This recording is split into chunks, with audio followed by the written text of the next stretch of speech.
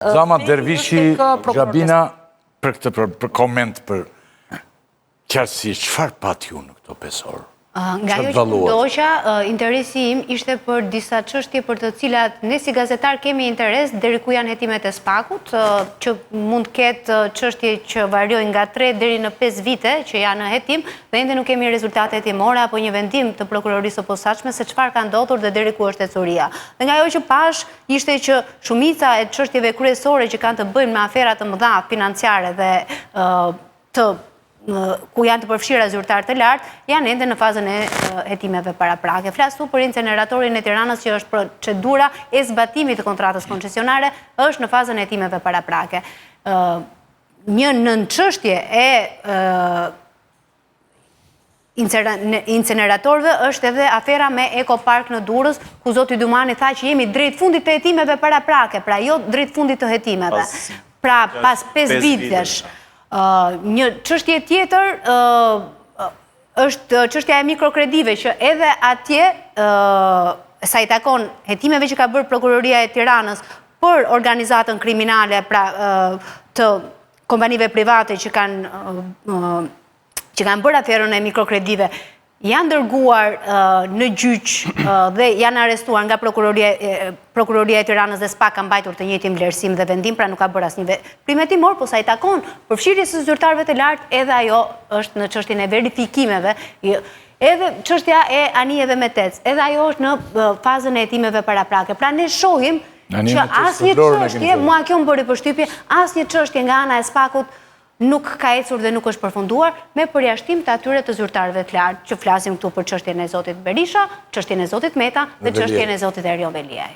Nëse shohim për ato që Goxha është. Mua më bëri përshtypje. Se këtu s'bej asgjë.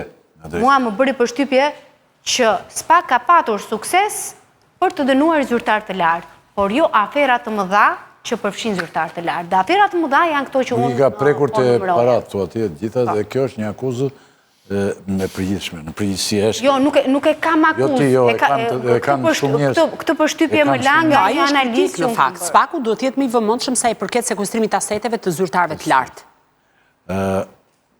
Dervish. Atëherë mua më bëri përshtypje më shumë pjesa kur foli se çfarë problematika është mëdha ka shoqëria shqiptare, shteti shqiptar saktësisht, dhe tha që korrupsioni shtetëror, tenderat publike tjera mbeten problem, pra nuk ka ndonjë ulje, mbetet një problem i patundur, solid dhe i fortë në Shqipëri. Kjo më bëri më shumë përshtypje, e ai e shoqëroi edhe me faktin që institucionet shtetërore nuk sjellin asnjë kallëzim te SPAK-u, që e ka përsëritur edhe herë tjetër.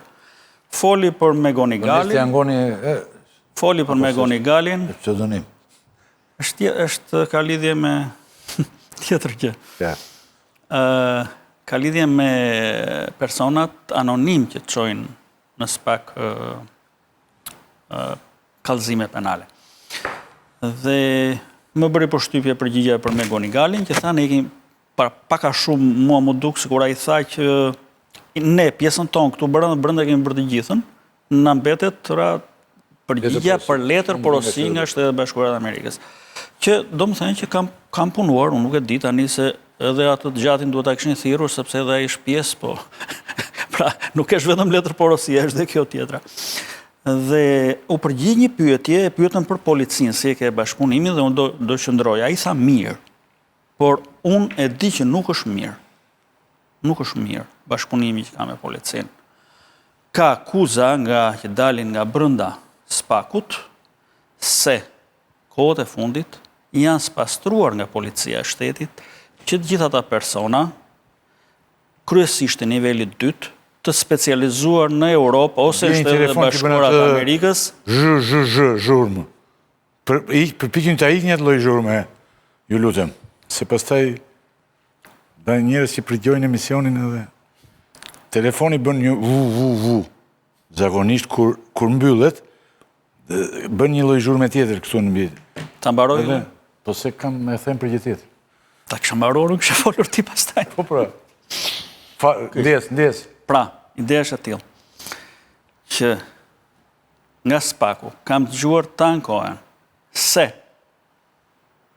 policia e shtetit ka hequr nga postet që kanë pasur, që të gjithë mbështetësit e SPAK-ut, të cilët ishin të nivelit 2, jo të nivelit shumë të lartë, por që të gjithë kishin specializime në Shtetet Bashkuara të Amerikës apo në Europë, pra ishin ca njerëz të piketuar nga SPAK-u, të cilët nuk i kishin zhgënjyer në operacionet që kishin bërë.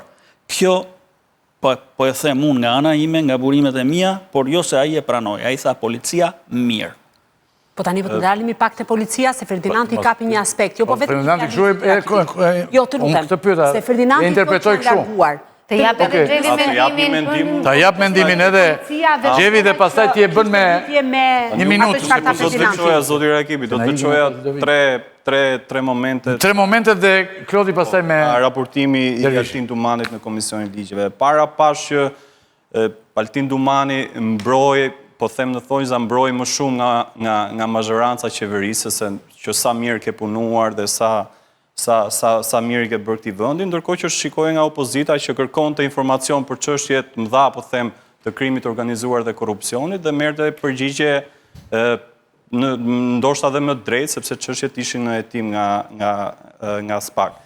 Unë mendoj që prodhoi dy lajme raportimi i Altin Dumanit në Komisionin e Ligjeve. E para ishte ai dha një lajm që fondet e Bashkimit Evropian dhe kryesisht ato të I-partit janë duke votuar për akuzën e grupit të strukturuar kriminal. Sipas zotit Dumani me ato që tha që fondet e Bashkimit Evropian janë shpërdoruar nga grupet të strukturuar kriminale në Shqipëri, të cilat po jeton prokuria e posaçme. Dhe momenti I tretë që do të veçoja në këtë raportim të zotit Dumani ishte një pyetje që ju bë nga deputeti Samir Koreshi në fund fare të raportimit e tij, e cila ishte jashtë vëmendjes së medias, kam përshtypjen. Dhe zoti Koreshi bërë një pyetje nëse kishte informacion që punonjës të AKEP-it kishin përgjuar këtë strukturën e famshme që do të hetonte krimet zgjedhore në Shqipëri. Dhe a ishte vendosur pranë AKEP-it një pajisje që përgjonte pikërisht oficer të BKH-s apo edhe punonjës të tjerë të prokurisë së posaçme. Dhe zoti Dumani as nuk e konfirmoi, por as nuk e mohoi këtë gjë. Dhe unë mendoj që këto janë dy lajmet që prodhoi zoti Dumani në këtë raportim të tij. Pjesa tjetër për mendimin tim ishte retorik, që informacioni për me Gonigal diej shumë kohë më parë se çfarë veprimesh timore ka bërë prokuria, dhe dy janë lajmet, grupi strukturuar për hetimin e fondeve të Bashkimit Evropian, edhe një pajisje përgjimi që dyshohet që ka përgjuar punonjësit e prokurisë së posaçme dhe kryesisht oficerët e BKH-s.